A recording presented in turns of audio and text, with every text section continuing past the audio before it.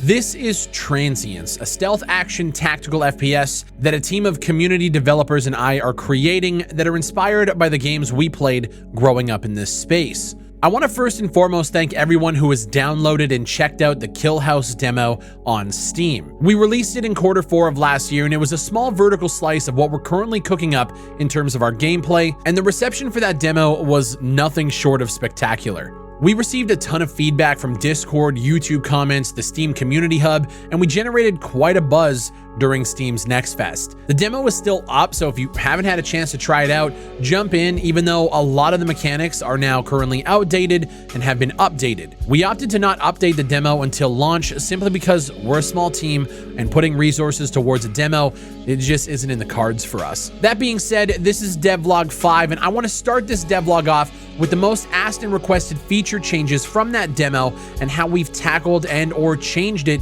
for the final release. So since the demo, we added a reload cancel period for all weapons, meaning as soon as you get the mag into the gun, you can start firing it. Before, we had the entire animation have to play out, and it caused a bit of confusion to players on when you could actually start firing the gun again. We've increased the jog speed as a lot of players found it to be a bit too slow, and it was leading to an overall clunky feeling that we didn't want to get. We want the game to be slow paced and tactical, but we don't want you to feel like you're running around in mud, which was the general sentiment from a lot of people who played it. On top of that, we've added the ability to now slow walk defaulted to the Alt key and lowered the overall jump height, as a lot of players found that even though you felt like you were running in mud, you could jump and it felt a little bit too floaty. So a lot of those changes have been made, and those are the overall major player controller changes and feedback that we were looking for. So again, thank you guys for giving us that feedback. Since the demo, the biggest change we've gone through is our approach to level design. Our first level in the game, internally we're calling it Apartments 1,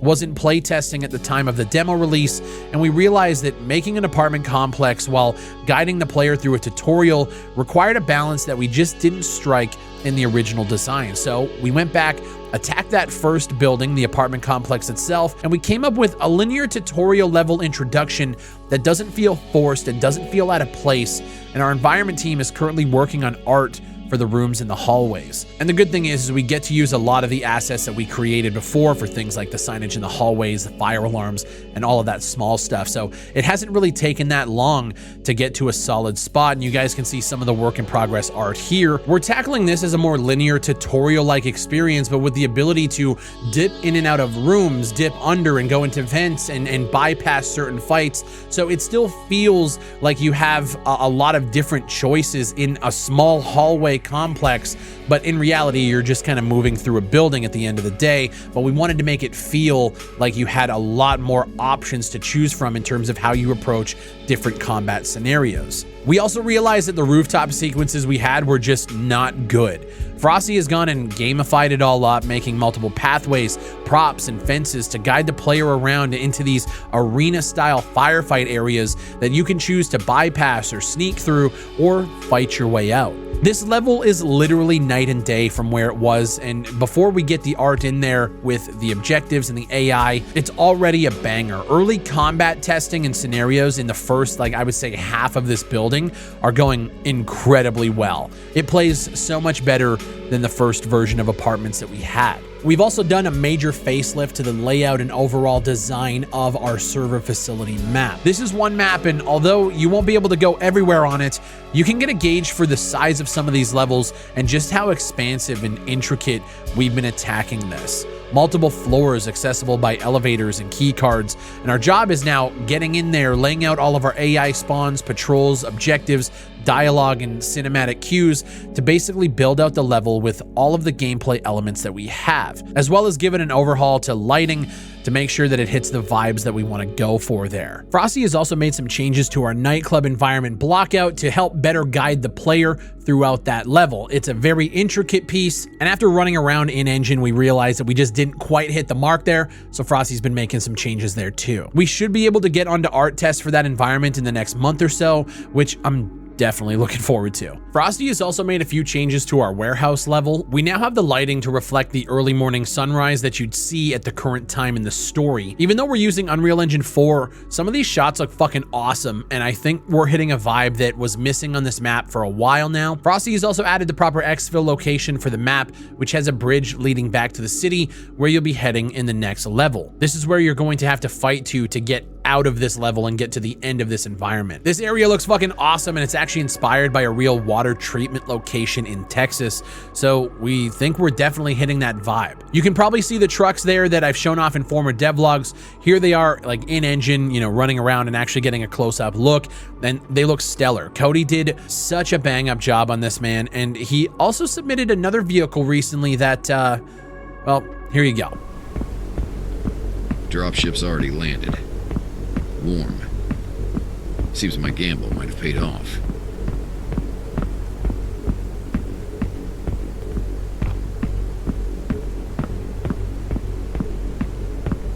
The corporations in New Houston use these dropships to move cargo and mercenaries around, and we've been concepting this since the first concept art that Marty did for our nightclub scene. Cody took this with a couple other sketches and brought it to life, and it turned out so goddamn good, man.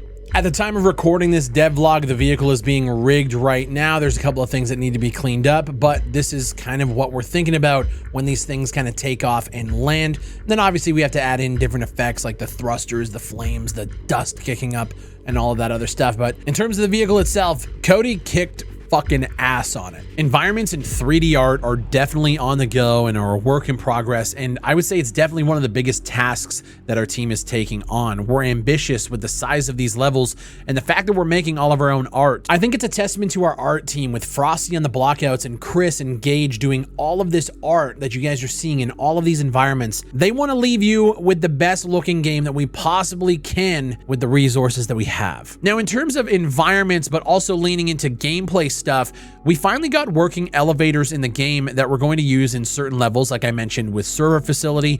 You can choose to open and close the doors at will. You can choose to hit a button and it takes you to your other destination, open and close the doors from there. We have some sound effects in there, and it works incredibly well. And yes, I've also tested if you drag a body into the elevator with you, it does come with you. Moving into gameplay specific features, we've done a first pass on all of the attachments that are affecting our weapon stats. So things like damage, vertical and horizontal recoil, as well as ADS time and weapon weight, along with the UI to let you know these stats at a glance. We've also consolidated our gadget and pen UI on a nice radial menu. This was a nice way to just keep everything that the player has on one menu, and we think it looks great. Again, let us know what you guys think of the design. We also got a new UI for the wrist launcher, which increases its angle of velocity over time, which gives you a little bit more control over where you're firing it. Just recently, we also revamped our objective system and added a lot more control with things like triggers, so we can spawn AI in and out at certain points in the level, which allows us to just a lot more control over engagements and firefights that you're going to run into. Frankie also added the first pass of a job system. This allows AI to do certain actions when they reach certain locations. This could be anything from stretching to having a smoke or searching a vent. It's essentially a series of animations that the enemies will do that make them feel a lot more real, outside of just standing patrol and walking around like a lot of other tactical shooters. When you come around a corner and a guy is like, has his back to you and he's stretching, and you can have the sound effect of the guy going like, ugh. It makes them feel more human and natural, which is what we want. Frankie also went and added every attachment and module for every weapon in the game, set up their reloads, and now I can finally show you guys every weapon that you will see in Transience.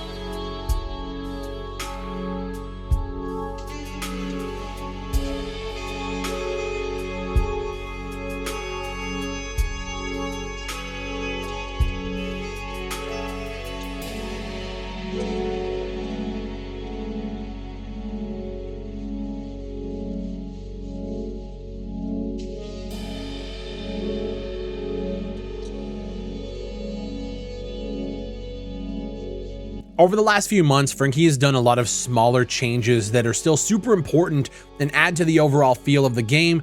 Things like doors stopping on the player, so if you swing open a door and you're standing in front of it, it'll like stop and get blocked by you. He added our new light manager system to the levels so we can start actually playing around with the stealth elements in our playthroughs and using shadows to hide from enemies because they can't actually see you in it. He also went and set up our stashes in the game where you'll be able to find things like new weapons, ammo, med pens, and more. And one thing the team is so damn proud of, fish tanks. Look, we've all seen the video about modern video games not having this feature that Splinter Cell had, where if you shoot a hole in a fish tank, the water goes down. One night we were sitting in Discord together and we were like, that would be cool if we did it. So we did it. Talking audio, Kablooski has come through with a ton of sound effects for things like using the med pen, taking shield damage, headshot audio, as well as the first pass at our outdoor reflection system. So we built out a system that allows us to mark large objects in scene that would have gunshots reflected off in the distance, things like mountains, hills, maybe large billboards, and it's now allowing us to create this awesome outdoor reverb effect on all of our weapons. Have a listen.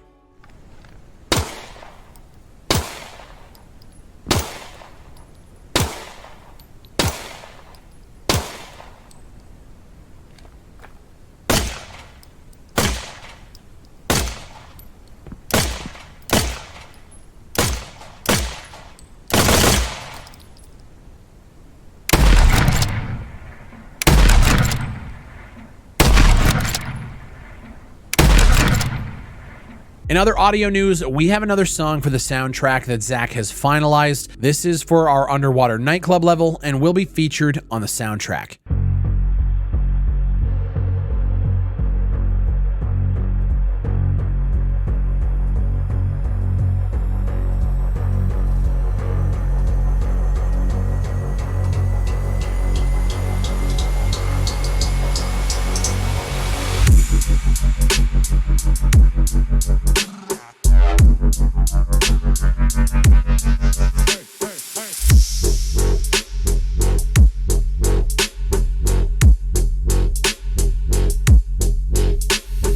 Right now, our current tasks that we're tackling are the save and checkpoint system, a visual blocking system for outdoor sequences that allow you to hide in bushes and enemies won't be able to spot you. Obviously, still trying to get all of these levels completed, environmentally and art-wise, as well as getting the narrative finished and recorded on top of pretty much everything else that you guys have seen here, getting a second, a third, and a polished pass. We still have a long way to go, and I know the time between devlogs is longer than you guys want. I get asked pretty much daily how things are going, when's the next devlog, etc., etc. We're trying, guys. This project has turned from a small project to something much more intricate and important than we expected it to, so I hope bringing you guys along for the ride here is cool. I apologize for the lack of comms. It's been a lot, but we're cooking. My goal for the next devlog is to show you guys a demo run through of one of our environments front to back with narrative beats, with AI, with everything, so you guys can get a feel for exactly what we're trying to build. Right now, we're currently puzzle piecing all of those elements together that we've built out, and it's coming together quite well. And I know you guys are itching to see how this game is going to be played with the narrative beats, and I'm just being honest, we're just not quite there yet. But I'm hoping within the next couple of months, with where we're at right now, we should have a few levels completed front to back for you guys to potentially see in future devlogs. I don't know when the next devlog is going to be. Usually we try to do, every 3 months, maybe every 2 months. So I hope to see you guys in the near future with a much larger update and a much more substantial gameplay update. But for now, wishlist the game on Steam, leave a like on this devlog, and leave a comment down below and let us know what you guys think of the progress thus far. My name is BigFry. Thank you guys for watching, and I'll see you on the next one.